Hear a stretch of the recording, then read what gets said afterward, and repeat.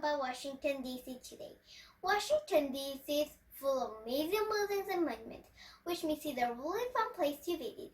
It can be found here on the East Coast of the United States. It has been the nation's capital for over 200 years, but that was not always the case. During the Revolutionary War, the capital moved around a lot. The first president, George Washington, had inaugurated a federal hall in New York City. On July 16, 1790, a brand new city was founded and named after Washington. While this new city was being built, a temporary capital was established in Philadelphia. Article 1, Section 8, Clause 17 of the Constitution declared that the permanent capital should be in a federal district instead of one state. That way, work on behalf of everyone and not make one state more important than the others. D.C. stands from the District of Columbia, with the Columbia part coming from the explorer Christopher Columbus. George Washington decided that the city should be by the Potomac River between Maryland and Virginia. He liked it because it is between the northern states and the southern states and served as a gateway to the interior. He even oversaw the construction of the presidential palace, which became known as the White House.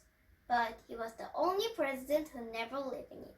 Washington's monument was finished in 1884, which was the tallest structure in the world until the Eiffel Tower overtook it 5 years later.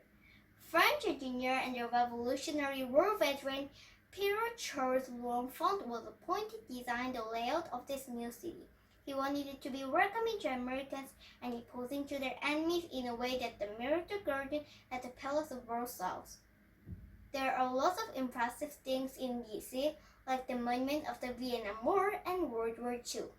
I think the Lincoln Memorial, which opened in 1922, is the best. You'll be seeing lots of movies and pictures, but trust me, in person it's really something. On August 28, 1963, Martin Luther King Jr. stood outside on the steps and said this: "I have a dream. My four children will one day live in a nation where they will not be judged by the color of their skin but by the content of their character. I have a dream today." And now, all these years later, here is his own monument. Neoclassical architecture was popular in the 18th and 19th centuries.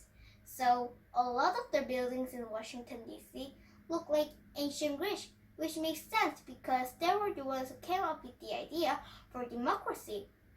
If you ever have a chance to go to Washington, D.C., I hope you could experience to see lots of things in Washington, D.C., as many as possible.